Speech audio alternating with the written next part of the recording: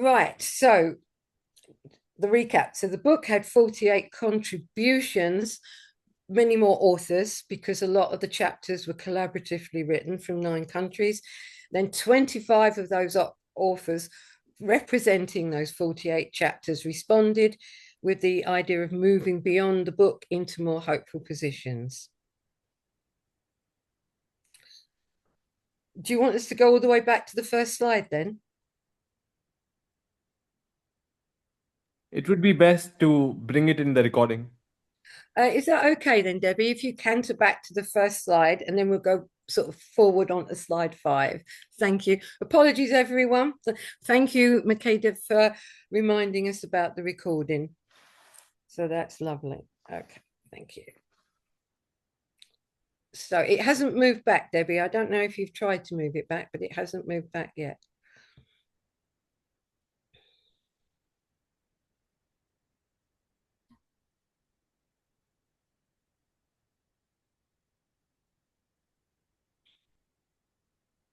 Has anyone who's sitting here with us had a look at the book, just incidentally? I'm not trying to, to encourage people to go, oh no, or oh yes. Just it's just interesting whether anyone has done it.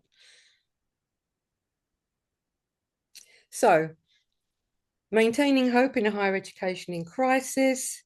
Thank you. Next slide, please, Debbie. We're looking at briefly the book, the survey, and then we're moving on to some structured conversation. Next slide, please, Debbie. There's some links on the slides, and we're happy for the slides to be shared so people can find the book if you haven't found it yet, and also join the LinkedIn group, which is going, we hope, is a practical way of keeping the conversation running as well. Thank you. Next slide, please, Debbie. And so we've set the scene. We're mainly now moving on to what we learned from the feedback from our authors, the people who were living in hope and working in hope. What did analysing their responses tell us? Thank you. Next slide, please, Debbie. And the question is, are small innovations enough? Or what more might be needed to make real change? What is necessary to reimagine education? Thank you. Next slide, please, Debbie. So what we got, the landscape of innovation from the survey was that 72% of the respondents were based in the UK. 56% of respondents said innovation relates to a need for system change. It's not enough. Whilst we're proud of what we do or we're hopeful in what we do, we need something more, and that more is system change. And 28% of respondents said innovation for them relates to a development of a course or a teaching tool. So it was something that they hoped would make a difference in real time in the here and now. And 72% of the respondents were putting their innovation into practice. So that's not 100%, but that was quite hopeful. Next slide, please. And the trouble is there is a fragility when you've got champion-led change. The teaching team is what keeps the course alive. They develop it, they sustain it and ensure its quality. If that team leaves, replacement efforts will be minimal, and even continuation of the certified courses will be at risk. So 60% of respondents were concerned about the sustainability of their innovation if someone left.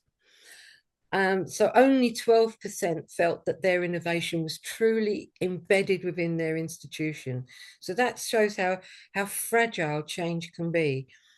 It doesn't mean we lose hope, but what can we do now? That was very much on Rajan's mind. What must we do next? How can we ensure that things become system embedded rather than just dependent on people who might leave? Thank you. Next slide, please, Debbie. Innovation is social and structural. And 64% of people said that they could do what they did because of support from colleagues. Only 6% said that organizational culture contributed positively to what they were doing. And that's really low and very rare. I know when I'm in meetings like this with people from around the world, there's very few people that say, yep, it's the system that makes it work. So it's a bottom-up approach, not supported by a top-down one. Next slide, please, Debbie. The prevention of success indicated by the participants in the questionnaire was top of the rankings was administration or bureaucracy at departmental or central level. 65% said this is what stopped positive change happening, backed up by a sort of a related organizational culture, 47% getting in the way. Availability of funding, there's no resources for change, 35%, and accessible tools and resources, 29%. So these are the things that are getting in the way. Next slide, please. So we felt there were two truths that surfaced with respect to educational innovation. And I don't think these are surprising to us, but it was useful, really useful to do the survey and see what how hopeful people really felt. So the micro truth is that innovation is alive and interventions are there and they're driven by committed teams on the ground in all areas of education, within universities, out with the communities. It's there. But the macro truth is that the system itself is hostile. Bureaucracy, lack of funding, limited access to tools and resources, and systemic inertia. I mean, I would say systemic inertia at best means that tweaks are failing to take root. And the key takeaway is hope without wider support does not produce sustainable results.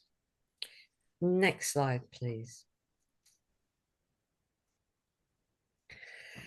So what will drive the necessary transformation? And the factors were, yes, we need hope. 76%, we need hope. 67% say pressure from within, faculty and staff, foment from the bottom, pressure rising up from the bottom. Pressure from outside, 57%. When social pressure starts moving against reductive notions of education, change will start. Committed activists, 52%, and moral outrage. When there's a moral outrage from somewhere saying this is not good enough, something needs to change. So educational transformation requires hope, and institutional and, very importantly, societal support to change. Thank you. Next slide, please. So this is where we're moving on to, and I'm sorry it's taken us a little longer to get here than I wanted, but I'm hoping you've been engaged along on the journey. We wanted to not stop with the book. The book wasn't where we wanted this story to end. It wasn't showcasing, as important as that is. We want to move on to organizing through the LinkedIn group, through meetings like this, through connecting rhizomatically with allies, friends, allies, to think of change and to make change happen. So the conversation must move from sharing our stories of hope to organizing for systemic change. We have the people, we have the ideas, but we have little support, limited resources, and few structures that enable sustained collective action. So back to our question, how can we achieve, which is slightly reframed here, achieve a sustainable, hopeful change within our higher education environment that is in crisis? Thank you, Debbie. Next slide, please. So this leads us into the discussion moments. And I'm hoping now that my collective team around me will also step in. And next slide, please, if we want a bit of structure. Our next activity, next slide, please, Debbie, is this one. And we're inviting you to contribute into a human elements values audit. In the chat, you may want to put your hand up and speak. In the chat, how can we break out of being trapped in a business model of education that focuses in the UK, particularly on employability and financial gain? How can we reclaim a different vision? And the task is, please describe where creativity, debate, and or joy currently exist in your specific roles. We want to identify the human elements in the work, in the workspaces, in the spaces you inhabit. If we can identify these conditions for deep learning, we can create pathways of hope, shifting the narrative from a sense of learned helplessness toward a vision of education as a leading out, where both students and educators thrive. So I'm going to learn to be a little bit silent here as I wait for people to put things in the chat, identify their creativity moments, their debate moments, their joyful moments.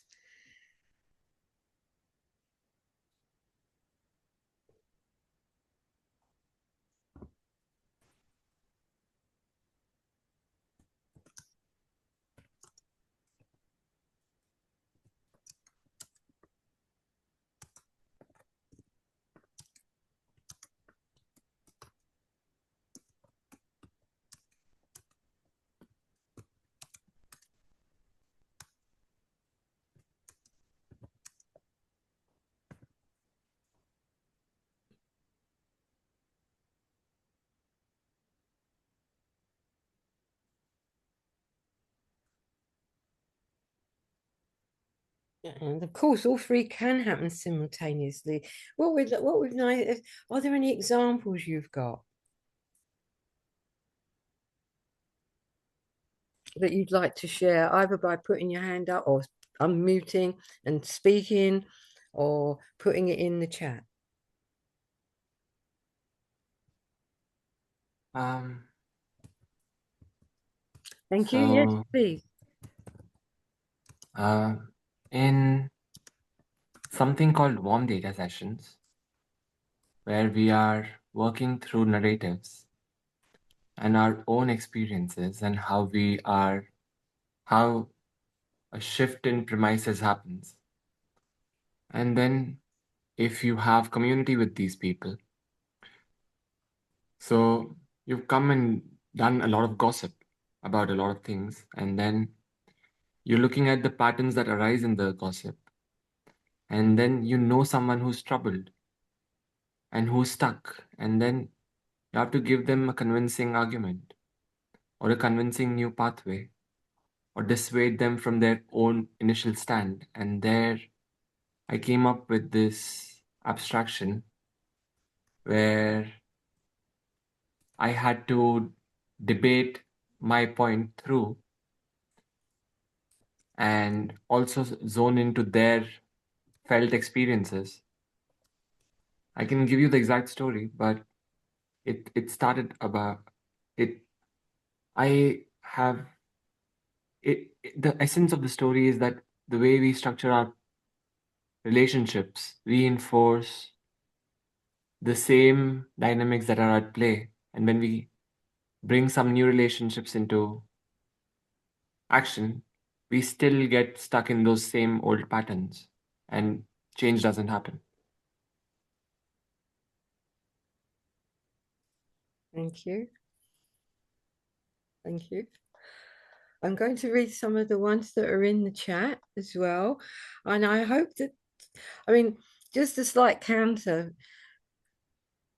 on the course that I teach with staff, it was astonishing to see how astonished they were when we said you can create a compassionate classroom and you can create compassionate assessments.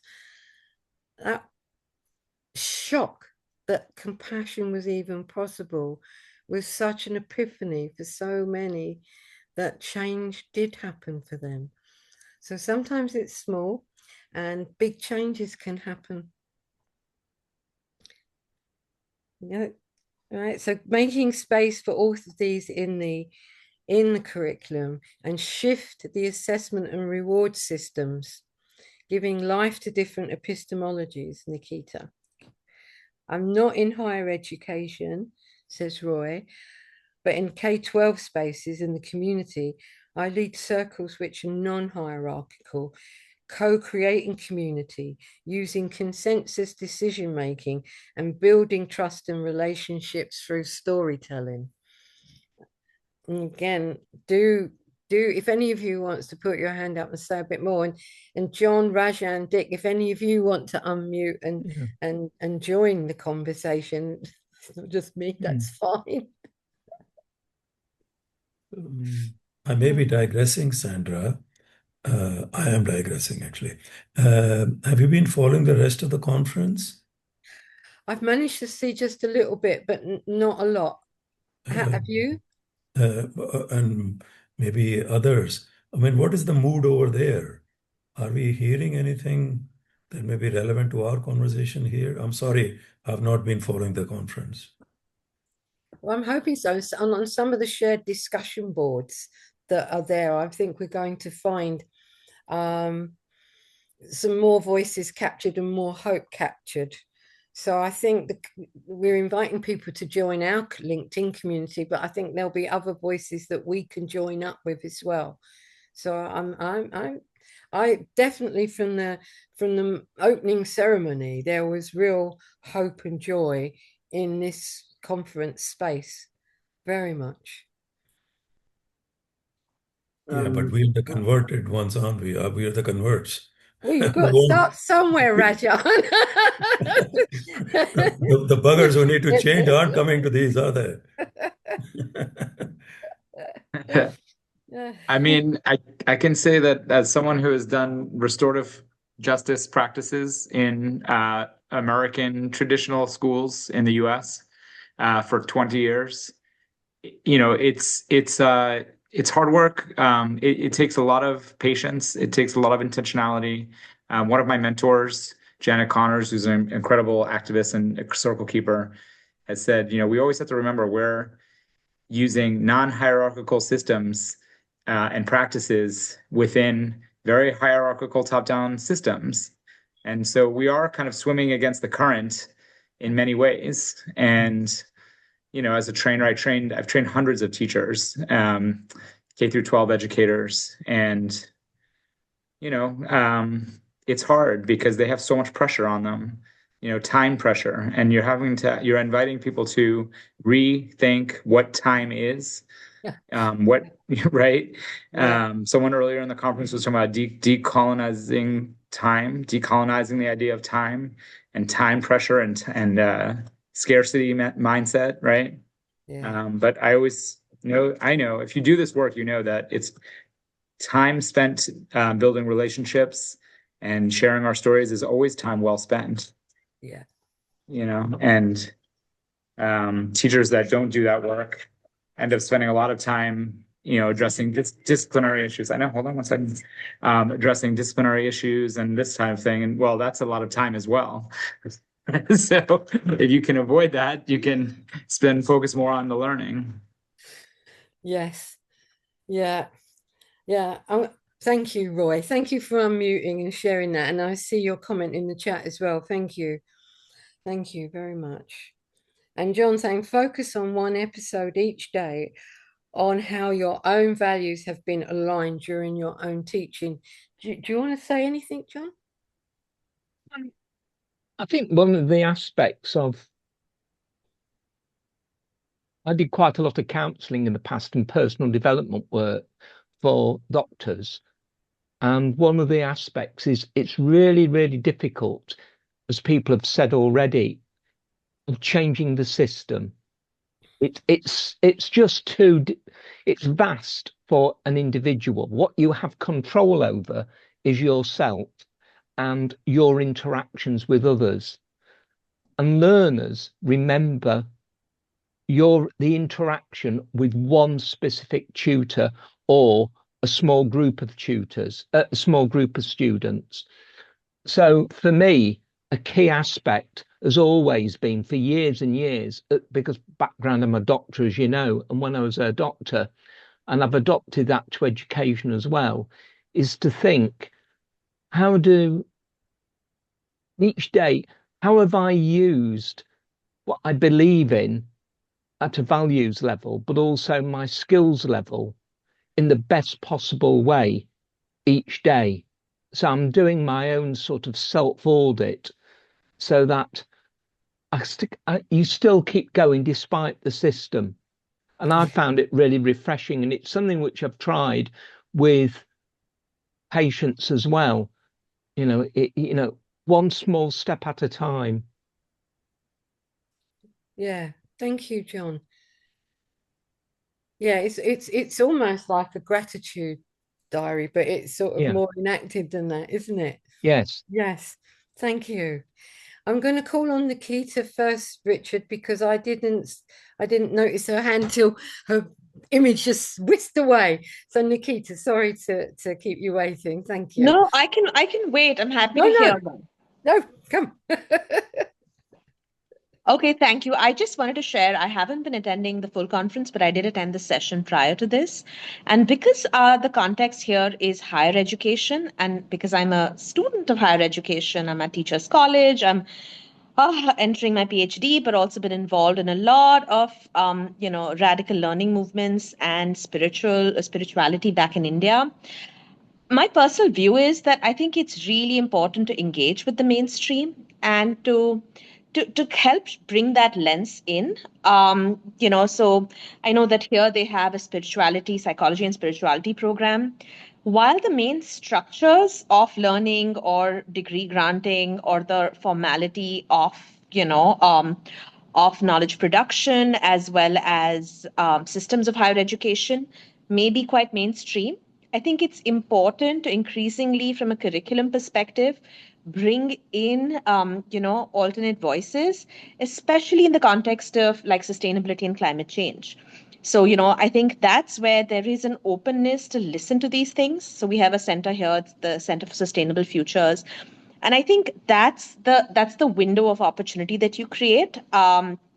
And I just think that, from a curricular standpoint, right, I think the way the disciplines really socialize you in the social sciences, especially, I did my first master's in development studies, and I'm back here in education.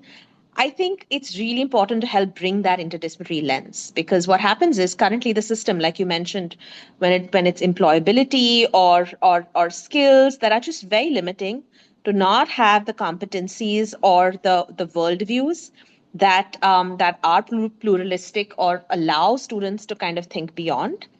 And I do think that, everyone should be engaging with more formal systems because, I love being a part of all these communities, but I really wish that some of the thinking could be shared. And I know it's an uphill task, but I do hope all of y'all will join me in that. So thank you so much. Thank you. And absolutely. Thank you, Nikita. Dick. Yeah, I was just responding to Rajan's question about previous sessions, and because I was in a session my time last night, and there was a very vigorous discussion, and it seemed to conclude that the current system is just impossible, and the whole thing needs to be repurposed, and campuses need to be disestablished, and people need to think about what is the whole purpose of education. So there was just a feeling that the current system, we can improve it, and the problem being that the reason that is that the universities have a stranglehold through credentialing. But if you could get rid of that somehow, you could have a much better system. But the general feeling was, the current system isn't working, so we need to have a radical rethink and work out what do people really want to learn, what do we need to teach people, and that's particularly relevant as you don't need to teach any information because information's everywhere. You just need to teach different things and in different ways. So that's just that's what came out from that session. Thank you. And Roy, your hand's up. I'm going to go back to my own days in college, which was a long time ago, decades ago. But I remember a group of students, activist students, revived a strategy from the 1970s. This was in the 90s, so it was like it was sort of in recent memory. It was called bulletin board classes. I don't know if anyone remembers this, but bulletin board, and we did one. We convinced the board of trustees to approve this, so it had to be, there was some authority behind it because we got credits for this. A bulletin board class was you had a course description on a bulletin board, and if a certain number of students signed up for it and agree that they like the course topic, and I think one faculty member also signed off and said they, kind of advisor, but you could go forward with your class and everyone could get 3 credits. And we did that. We did a class just like that, and I wrote a paper about community murals, like the history of community murals, which I still have and remember. And we had a theme, and we each researched a topic. We each presented our findings to the class, and it was completely it was just a student-led course. The professor, I don't remember a professor even being there. I think a professor signed off on it, but actually it was just students co-running the class. And anyway, it was very memorable and unique. It was the only time we did something like that. And I recall it was something that had been done, I think, on US college campuses in this 1970s during this sort of student movement, right? So anyway, it's something maybe we could bring back. I think we can, and I know people that have done it. I know people that have done it officially at my university, calling it an open sort of co-created with the student course. I know I've done it myself when I've inherited a module master's module that was really, really boring. So I just reframed all the lessons that the other tutor had done as things we could think about. But I'll be doing these workshops with you, and after these workshops, you'll take over the rest of the course. Nice. It went down really well.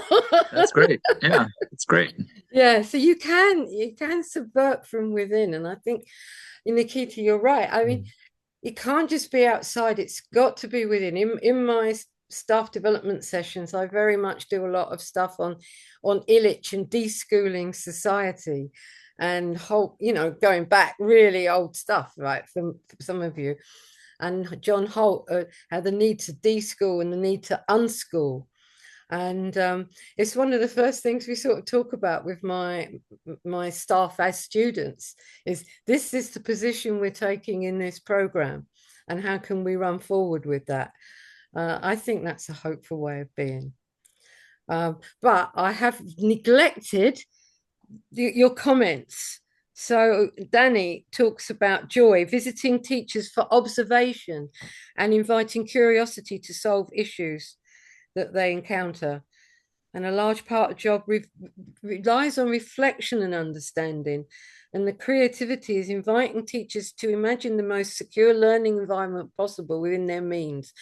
And what can we do to give our students a safe space? And I always like to just push that a little bit further and say a space, a safe, risky space, a space for safe uncertainty, because, change is uncomfortable and uncertain. But thank you very much. And if any of you want to put your hand up and say a bit more, Debbie says a shift in assessment is key, especially with AI coming online and rewarding the UK in general. Researchers rewarded, but facilitating student learning tends not to be. Oh, and I put one in. A small hope for me, Debbie, was you. And I know this might sound really small to everybody, but in the UK, in many of our universities, you go in and the classrooms are set up like the old Victorian workhouses. All the desks are in rows. You're all facing forward. There's a high window that you can't look out. And there's a little window in the door where someone can look in at you, And those of us that know, we rearrange those rooms, and there's always a sign from estate saying, this room must be put back the way you found it. And most of us just give up. But Debbie kept putting a little notice up saying no. And there is research evidence to say why a better organization is possible. And I am happy to come and talk to you about it. So Debbie didn't give up. It may seem like a small victory, but I am absolutely in awe that she kept going until she got to speak to estates and change the way the rooms were laid out. So that was a small hope for me. Roy, thank you. As circle keeper, a good amount of my time is spent rearranging the furniture. So you really know this one, Roy. I'm speaking to you here. Squares and rectangles to circles. Yeah. It's very symbolic and meaningful. And a lot of times it's getting the damn conference room table out of the way. You go into a room, because I've done trainings throughout this area of the world in schools, and they put you in a conference room sometimes, and you say, oh boy, this is going to be tricky. Can someone help me move this ginormous conference room table out of the way, which is of course like a power table. There's someone who sits at the head of that table with their power position. This giant rectangle of a table. Let's move it out of the way. You don't need the table. No, we don't need the table, but we do need the chairs. Bring the chairs back. Yes. I mean, yeah. I can only say yes. And Debbie's sort of saying, yeah. Every room rearranged in rows and moved the desks every session. And she got there.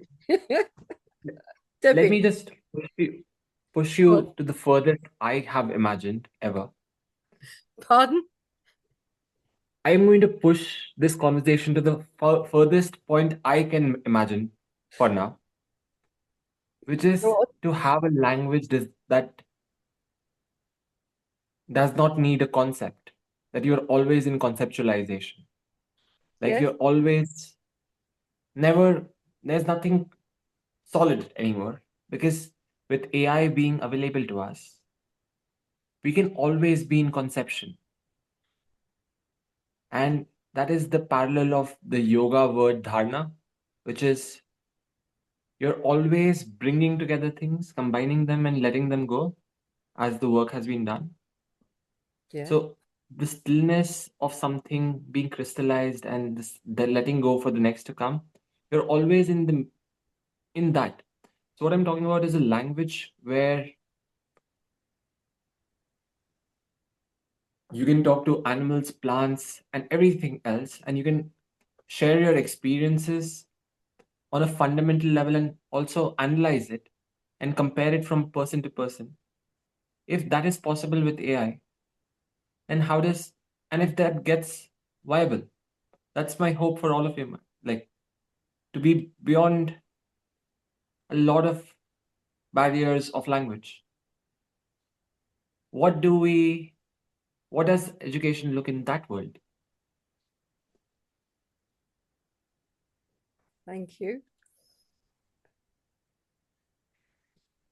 And Rajan, you've got your hand up, and I'm sorry, you've had it up for some while as well. I don't know if you want to speak back to that point, or if you have a point of your own. No, I'm just reflecting on the conversation and reading some of the comments. You know my views anyway. I have these wild swings, You do. from extreme depression about the state of education. And I'm, Dick has already said it, the whole edifice needs to be brought down. But how do you do that? I don't know. And I was watching a podcast the other day with Robert De Niro and the state of the United States. I'm sorry, I don't want to become political here, but Robert De Niro said he stopped using the word hope because hope becomes an excuse. Yeah, because giving example of small innovation, saying there is hope, it gives you the legitimacy to continue with the current systems. Whereas at some stage you have to walk out of the whole thing, and that's the only way to bring the system change that we all want, which is start from the beginning. But how do you engineer it? Today I had a better day, Sandra, you'll be pleased to know, because there was actually a positive thing. So I've been part of an organization. I do some support. I support them. They are very much into leadership development, largely for medics. And I've been banging on about bringing in, I think somebody else, Nikita or somebody mentioned spirituality, philosophy, rather than the very structured leadership management education, jamming those books down your throats. And I've been saying, come on, forget all that. And long story short, we had come around to setting up a book club. And the person who was going to lead it came back with a very, very extensive proposal, very well thought out. The person had done a lot of work to the nth degree, covered all the bases, except I, being the contrary person, I said we were starting from the wrong place because I don't want any of that. The whole idea of book club is to just meet and talk about books and have joy, create a space for conversations and see what people are reading, what they're learning, what is their passion, and create a space where you can have that kind of a conversation, become more tolerant of different viewpoints. But there's some genres I just don't like. I can't read certain genres, yeah. But I need to appreciate, I need to understand that other people appreciate those. So that was one positive thing. But I want to finish off by, picking up on the point that John was making earlier, and the gratitude journal maybe is the way, what difference did I make today? Did I stand true to my values? Did I stick with them? Something along those lines is where the change will happen. And I personally feel that it's up to the younger people. I see my job as helping the younger people now. Because they are the ones who are going to help us bring about the change that we are all looking for. I'll stop there because I'll keep rambling otherwise. Shut up, Rajan. Thank you, Rajan. Nikita. Sorry, just responding to that. And, just my own personal struggle. And I don't know if, Rajan is as someone older and wiser, if you have any advice for me. I think what happens, and I had the blessing of doing a lot of getting exposure to a lot of philosophy and especially Eastern traditions in a personal capacity. And, I know what that does to you in terms of expanding your mind, right? Like even in the US, the reason I'm here is the liberal learning model in itself. If you see the undergraduate curriculum of a lot of the Ivy Leagues also, they have what they call the great books. They have this orientation to a lot of civilizational wisdom, which sadly, and I'm guessing you're South Asian, so maybe you understand my context better, is not as represented in the higher education systems that a lot of the countries of the global South have evolved. And again, this is because I'm guessing, in a larger capitalistic framework, you tend to give more value to the knowledge that can have an outcome in direct economic return. So it's the entire return based understanding of knowledge and knowledge production. And I do struggle with that partially because that is the pressure, right? What would most of my friends have done? They would have taken the typical MBA path and become cogs in the wheel and fed the system. In order to, take the alternative, I think you need somewhat of a luxury economically. And I have sometimes been, told that you have the privilege. That's why you can do this. So, I don't know if we want to at all place this in the context of knowledge, but, knowledge for knowledge's sake is liberal learning, but that's almost always looked at as elitist. Whereas when you're talking about knowledge for employability or for, joining the economy, right? I'm just trying to understand how do you like navigate both. And I'm imagining for even your book club or any other examples, I think people's orientation has become so much about returns that unless we change how our economic models are, and unless we are able to have some sort of I don't say we start monetizing these things, but unless our way of looking at the world and measuring things changes at a large and a grand scale, I think our education system is not going to be able to fully change or adapt because it's responding to that. Yeah. I mean, Very quick response here, yeah, and go on, others want to come because in. she was speaking to you. Yeah.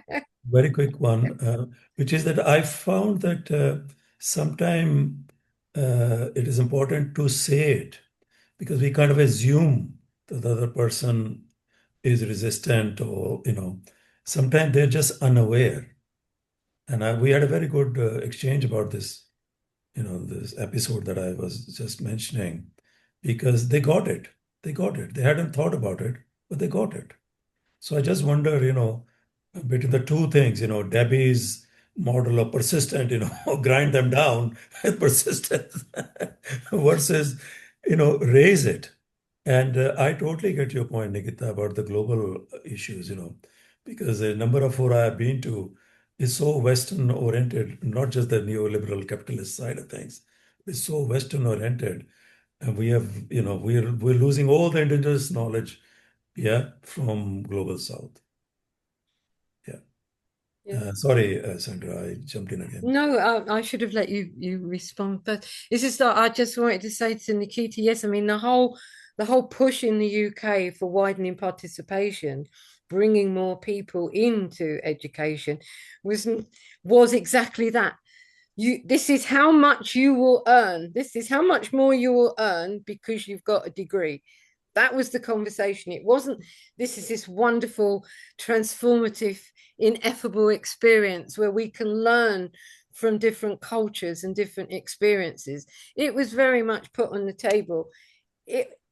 All right, it might, first of all, it didn't cost anything, but it was all right, it's going to start costing you money, but oh, you'll make this much money back. It was such a reductive conversation. Yeah, exactly that.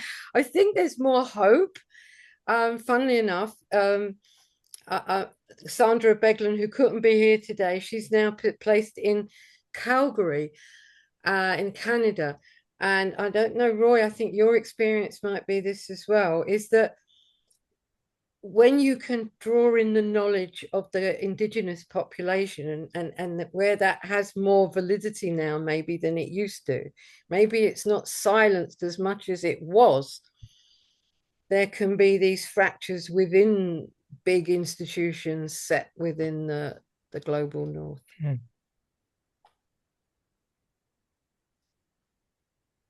I'm just throwing that at anyone else can speak. I noticed we're running out of time, and we've spent a bit on this particular slide, which is the audit, because I quite like this one, and I thought it was a very important one. But Debbie, could we go to the next slide? And the next slide is thinking about root causes and what we need to change. I think some of us have said that a big breaking down, tear it down and start again seems to be one of the biggest positions. But Nikita's saying, look, yeah, but if it doesn't happen in these places that we will de facto go to at the moment, we're still in these spaces. What can we do within these spaces? And next slide, please. I've done that one quickly, but that's because I'm hoping that we've got this one, which introduces our LinkedIn group, where we're inviting people to come and join with us. And that was going back to the survey showing that 92% of innovators believe their work is transferable.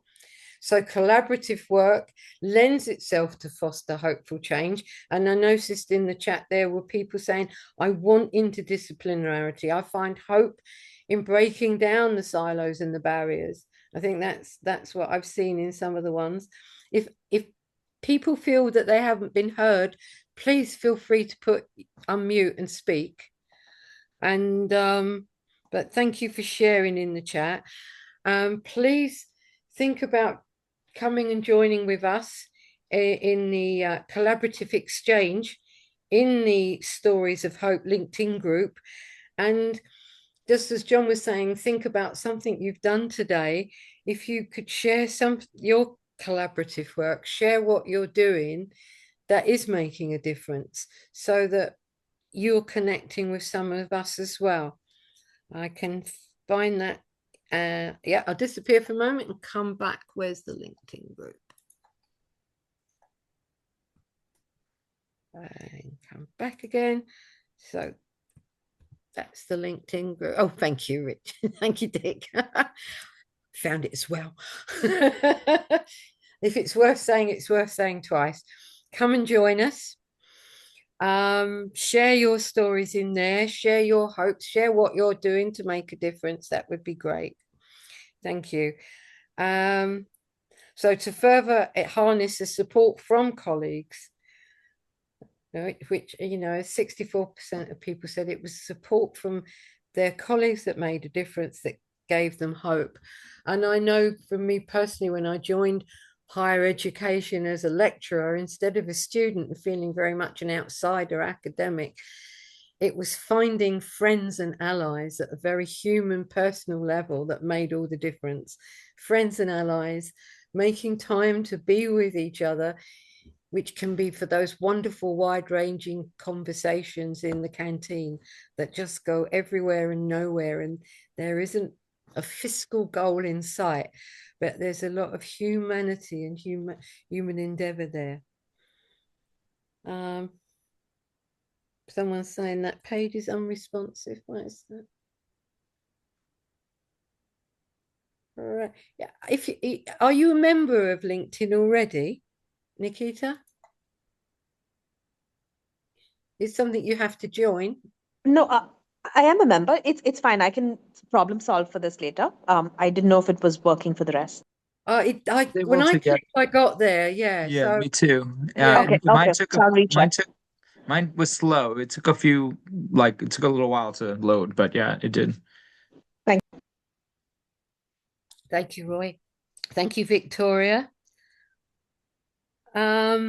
Yeah, Roy's saying even the concept of freedom in the US at least has been defined individualistically.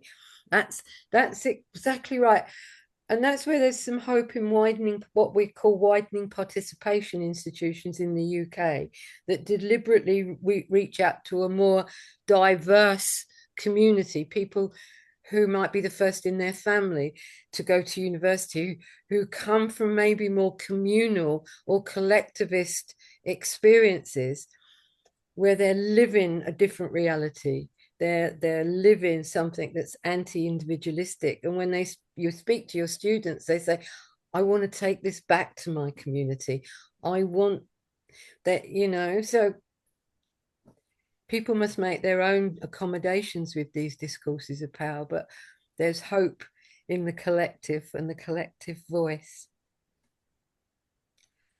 Thank you, everyone. John, Rajan, Dick, from the book side, if there's anything else you'd like to say, and Roy, Nikita, Debbie, if there's anything you'd like to say, because you've been the vocal ones, that I'm happy for it not to be me that finishes this bit off. Thank you for listening. Thank you for joining in.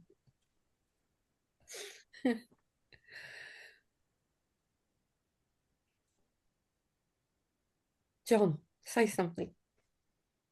So the observation I had, I was on a long air flight, and I hadn't seen the Dead Poets Society for a long time. And I think seeing the passion of the educators, a process and the outcome was fascinating, but we all know what the end is. And I think got me reading a bit about passion as educators, and people have talked about harmonious passion and obsessive passion. And I think it's having that awareness that what we're doing and making change is really important. But to make the changes, we probably ought to be spending time thinking through the implementation process. We've all got hundreds, millions of ideas of how we could change education, which is fantastic. So first of all, you've got creativity and then innovation. But ultimately it's implementation. And for me, I think perhaps what we've got to start doing is beginning to look at how we can implement so that actually we don't get the end point of the Dead Poets Society. And for me, that's what I've been toying with and thinking about since I've seen the film. I think it's very powerful like that. And I think I did use it years ago when I did some work in Macedonia. I was brought in looking at changing the curriculum at Skopje Medical School. This was in the late 90s, 2000, when they'd just come out of the Yugoslavian era, the communist era. And we actually had a pizza evening. And I remember the discussions now, it's about, you're all passionate for change, but actually it's at an individual cost. And it's about thinking through that in a real way. And I think if you look at human rights movements, all these types of movements, I think Freire talks about it as well, is that the implementation process of making these major social changes really has to be thought through, not just for you, but for the learners, but also for you in your role as an educator, because you're employed or people think you're a crank. And I think it's about collectively thinking plans forward and then learning from them. And I think maybe that maybe is the area, rather than keep coming up with new ideas. A lot of the hope, the book Stories of Hope, was fantastic. It shows a lot of fantastic innovation, but maybe the next book is looking at collectively about implementation and the challenges of it and how people have had these work-throughs for it successfully. I'll shut up now, but it's an area that I've been thinking about quite recently. Thanks, John.